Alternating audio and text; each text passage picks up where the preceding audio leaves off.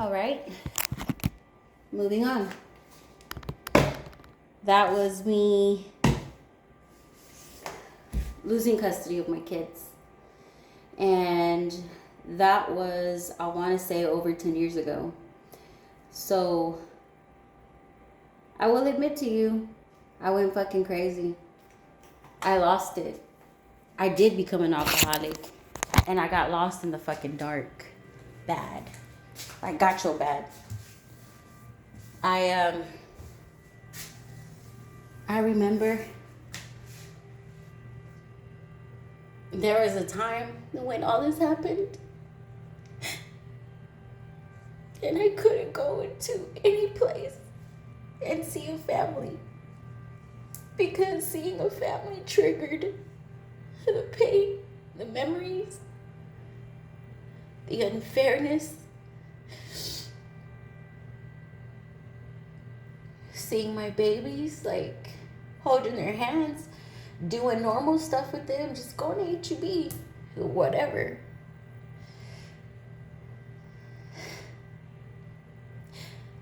When you love your kids and you lose custody of your babies for whatever the fuck reason, that shit fucking hurts like a motherfucker.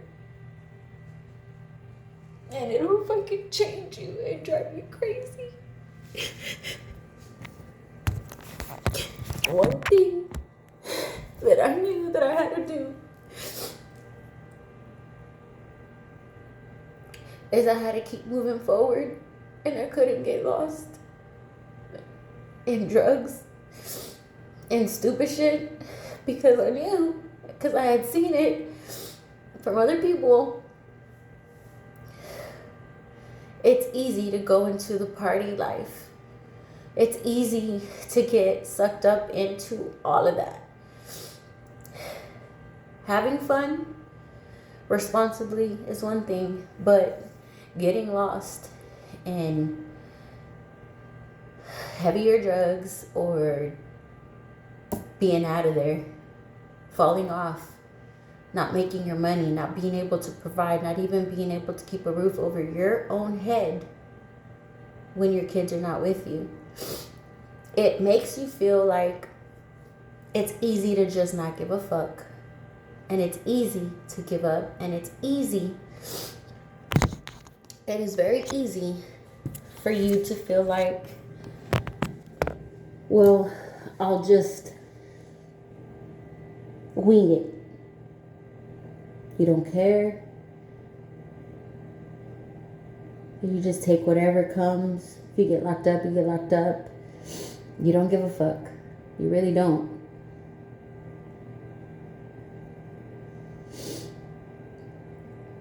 But when you think about your babies and you think about your routine and you think about them needing you, them needing their mother, them needing to be nurtured, them needing to have mom there, both parents, regardless if you're not together no more, you have to know it is important for you to be there. And you have to fucking be in your right fucking mind. You can't be out of there in front of your kids.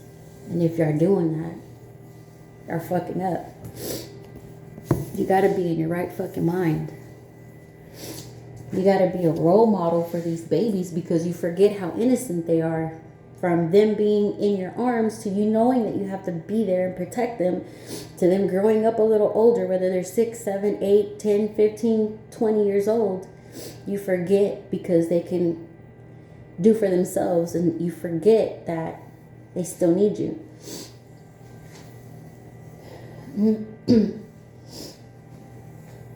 But they do need you, and you need to be there.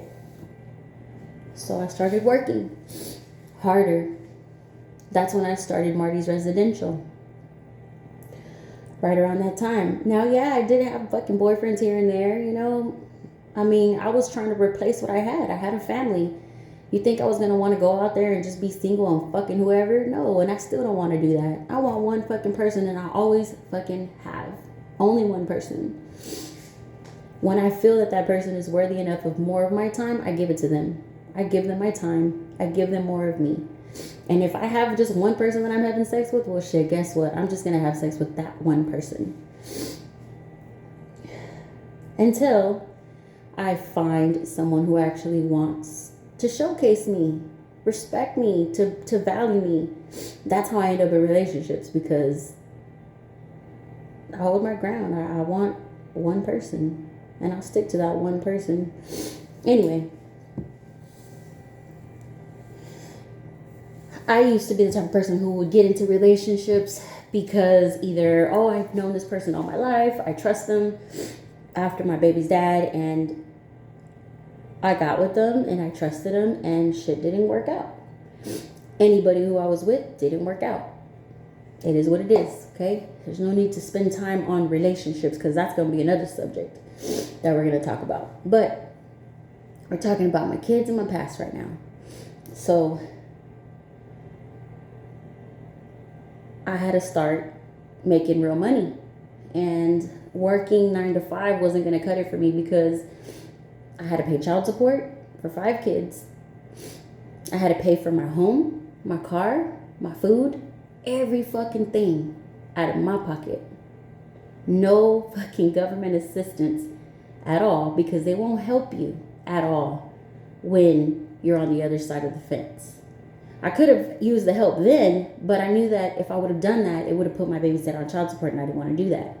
I wanted to prove to myself I could do it, and I could have. I was sustaining. It was a little bit of a struggle, a little bit of a tight struggle, but I did it because I looked out for him, because he was a good dad, still is. But I wanted to prove to myself what my mother taught me. You don't need no man. Do it on your own. So that's why I didn't file for child support. That's why I didn't do all that stuff. I wanted to figure it out on my own. And now having to pay child support for 5 kids, well, shit, guess what? That's just going to be a little harder, because now you have a good financial gap in what needs to be made up, because you don't have that money anymore, because that's going towards child support. And now I have to make this much more, if not more, to be able to cover my expenses. Well, I ended up going into depression. I would get drunk. I would do all the stupid shit. I got lost in the dark. I remember there was this time that I wanted to kill myself too. And I remember I called my baby's dad, and I was like, why would you do this to me? You know I'm a good mom. Why? I had gone on a Sunday to the Red Roof Inn here in South Austin. And I had planned to kill myself, and that way on Monday everybody will be looking for me, because at that time I was still working in the medical field. And so I took a bottle of vodka, and I took some pills, my depression pills, because by this time I've been on everything. I was on depression pills, I'm bipolar, like I'm fucking out of there, right? So when you fall into your depression, sometimes you just feel like, well, for one, you're all fucked off emotionally, mentally, spiritually. Like, you cannot go on. You think about your family. You think about how sometimes now you feel like you're worthless. You have no reason to live. And that's where I was. I felt that so fucking deep. So I called my baby's dad, and I was like, I just want to kill myself. Like, I have no reason to go on.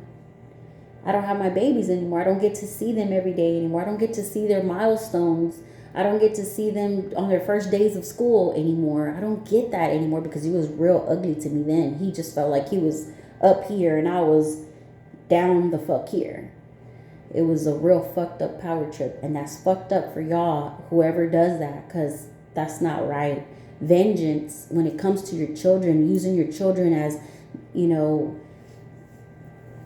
pawns like that, is foul, because you're trying to do harm to the person who's no longer with you through your children, and you don't realize that, and that's fucked up.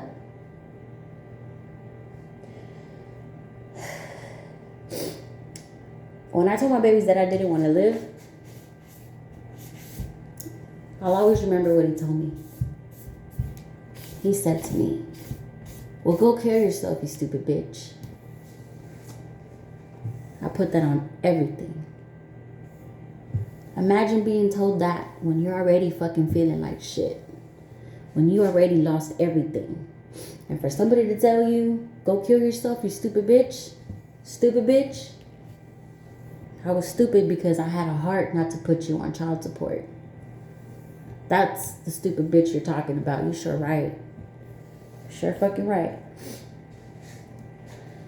I ended up falling asleep. Drunk.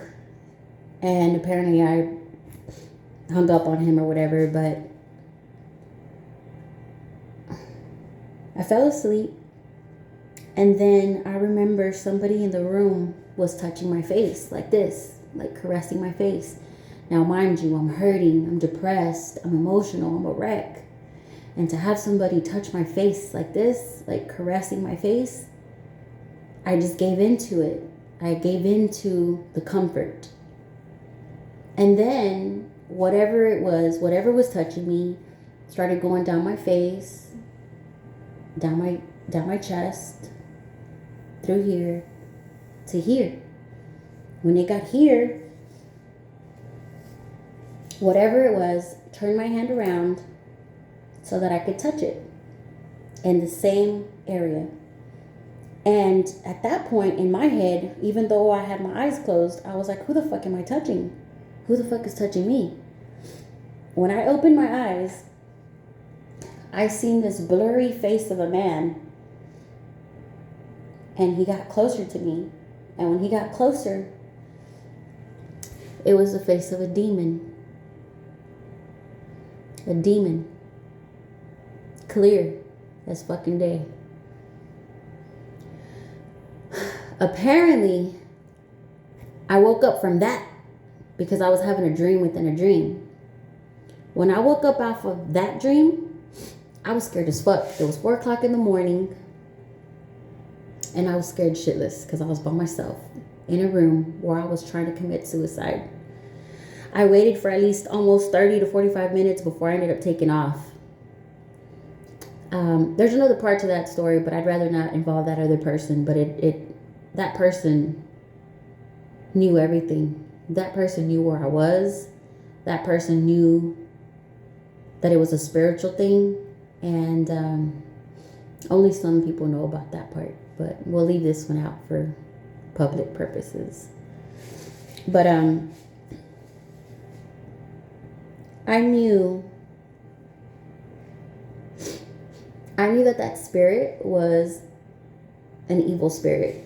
I could feel it. I could tell. You could tell it was an evil spirit because it was a fucking demon all in my face.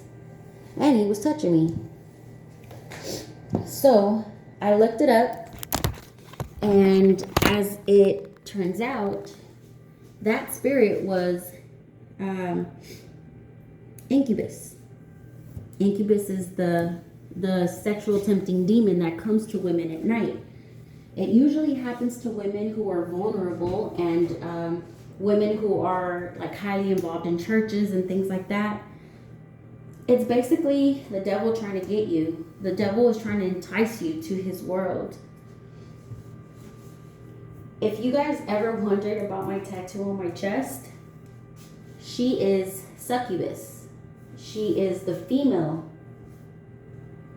tempting demon, the sexual tempting demon.